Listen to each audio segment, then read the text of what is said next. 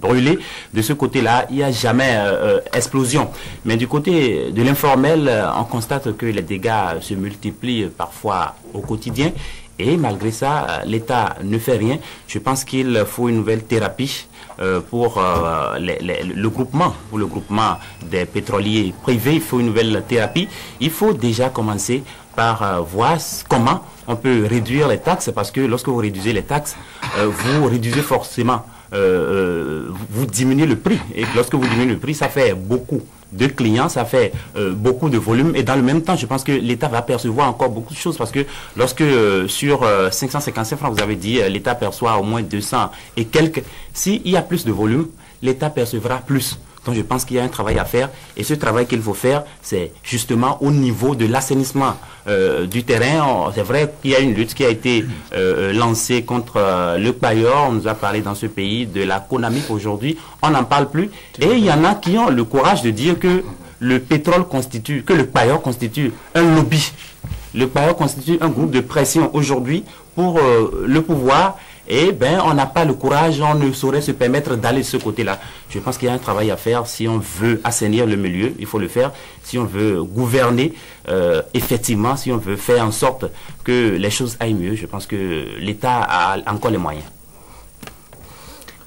Voilà. Je vous dis les choses telles que je le ressens. Oui, si vous permettez, je voudrais dire, quand Léon parle de lutte contre le Payor chez nous, je veux dire, Léon, tu veux rire, mon œil, quoi. Carrément, pour parler comme au quartier, c'est un peu du grand n'importe quoi. Et puis, ceux qui mettent leur sou dans cette affaire, nous avons dit, c'est carrément des héros chez nous.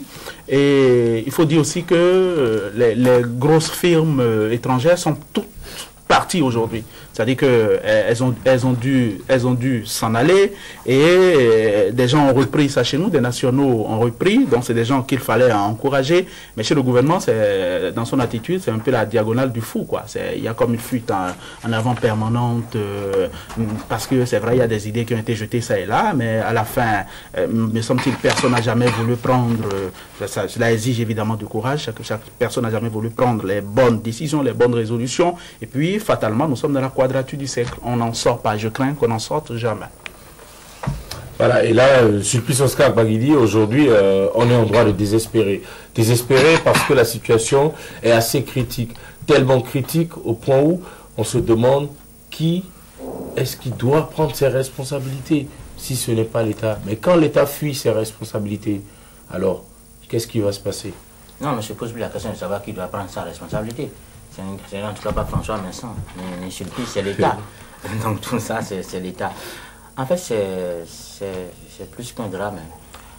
Parce que ce secteur a la capacité, le formel bien évidemment, bien entendu, a la capacité d'offrir à la fois la qualité et le prix. Ce que l'autre secteur... Et la sécurité aussi. La qualité, le prix, des accidents. La sécurité, et beaucoup de vertus en fait, ce secteur. Reste juste à bien entretenir ce secteur-là. Et la concurrence se fait au niveau des prix. Et c'est une concurrence déloyale, parce qu'il y en a qui payent des taxes et puis d'autres qui échappent carrément à tout ça, sous le regard impuissant de l'État. C'est vrai que parfois on décrète la chasse aux vendeurs du Payor, et puis ça dure combien de temps? Quelques heures, juste parce qu'il y a une mafia en fait qui entretient cette affaire. C'est ça, on n'en parle pas beaucoup. Il y a une mafia très puissante qui est vraiment au cœur de cette affaire-là. Donc je pense que la solution, d'abord, il faut assurer le prix. C'est-à-dire, par exemple, si on mettait à la pompe, au lieu de 555 francs, on mettait peut-être à 325, quelque chose de ce genre. Vous voyez, ça réduit beaucoup, hein, ça réduit un peu les marges, tout ça. La concurrence n'est plus déloyale. C'est-à-dire qu'on peut valablement concurrencer, on peut même diminuer le Payor, parce que tout le monde sait que la qualité, c'est du côté du formel. C'est d'abord ça, c'est l'avantage du formel. La qualité y est.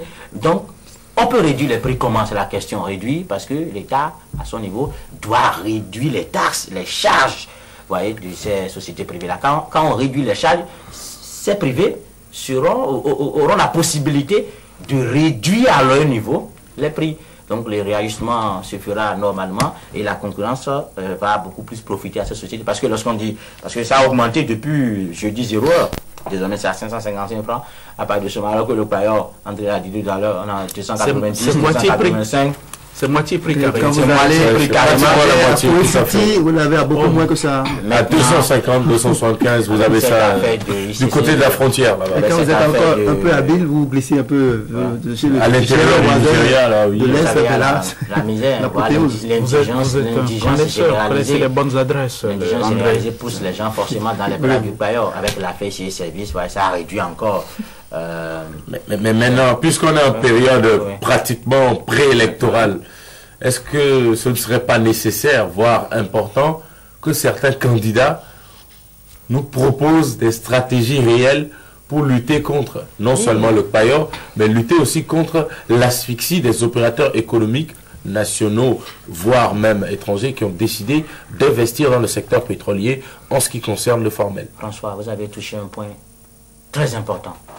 Et il faut que les médias initient ce genre de débat, par exemple, avec les représentants des candidats, pour qu'ils puissent débattre de ce sujet. Qu'est-ce qu'ils proposent? Parce que là, bientôt, on ira aux élections. Un sujet d'intérêt national. Qu'est-ce qu'ils proposent par rapport... Bon, c'est vrai qu'il y a un candidat qui a parlé d'assurance. Je pense que c'est pas en fait... Bon, pour les IM et autres, c'est des propositions. Maintenant, pour le payeur, qu'est-ce qu'on propose réellement?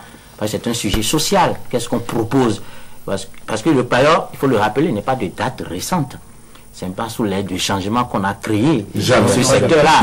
Il faut enfin quand même quelqu'un. Il faut qu'on écoute les candidats sur leurs différentes propositions. Ça peut être un objet de débat. Et on verra à peu près qui est bien inspiré. Je pense que les candidats, ils diront pas grand-chose. Ils vont pas dire grand-chose. Peut-être qu'ils vont proposer une réorientation ou bien une réinsertion. On ne peut pas le dire. Ils vont proposer une réinsertion. Aucun candidat ne prendra le risque de dire, par exemple, que lui, lorsqu'il deviendra président, qu'il va éradiquer ce phénomène-là. Il va peut-être dire tout simplement qu'il va réinsérer les acteurs de l'informel c'est déjà une proposition. Mais cette proposition, c'est pas ce qu'on a proposé, c'est pas ce qu'on est en train de faire là. Non, la solution pour le compte de Payon ne manque pas. C'est pas ça qui manque. Le gouvernement du changement avait initié les stations trottoirs pour lutter contre le Payon. On avait initié les stations, on était censé encourager les investisseurs à investir dans les stations trottoirs. Malheureusement, la chose n'a pas pris comme on s'y attendait. D'accord, mais si on avait sérieusement pensé, bien mûri, l'idée était assez géniale. Et si on avait facilité aussi la tâche à ceux qui investissaient dans ces stations trottoirs-là, ça aurait été un peu plus facile. Et si on fait en sorte que, par exemple, des taxes soient également introduites dans le secteur informel, c'est-à-dire quoi? On organise ce secteur-là. Quand vous dites secteur informel, il faut... Oui, je sais, mais on peut toujours trouver des solutions pour limiter au moins le secteur informel. C'est très important. Si par exemple l'axe Étoile Rouge, Stade de l'Amitié, et qu'il y a à supposer qu'il y a 200 postes de vente de payeurs au bord de cette terre-là, et qu'on décide par exemple qu'il ne doit pas avoir plus de 4 ou 5, d'accord, et le reste, on les renvoie de là, et on les oblige à s'associer.